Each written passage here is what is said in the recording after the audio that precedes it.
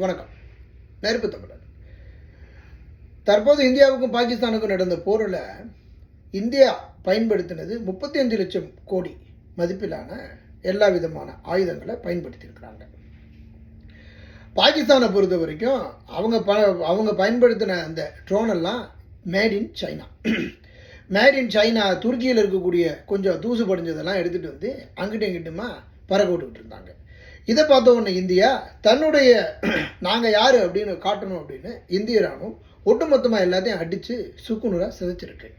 கடைசியில் 35 கோடி லட்சம் ரூபாய் இங்கே வந்து இந்தியா வந்து இதற்காக ஒதுக்கி சண்டை கொடுத்து இந்த 35 லட்சம் கோடி ரூபாயை சாதாரணமாக மேட் இன் சைனா ட்ரோனை அடித்து அதை பதைச்சு என்னங்க நடந்துட போகுது? கடைசியில் பாதிப்பு யாருக்கு அப்படின்னு வரும்போது நம்ம இந்தியாவுக்கு தான் இந்த பாதிப்பு. அப்போ ஏன் இந்த வேலை?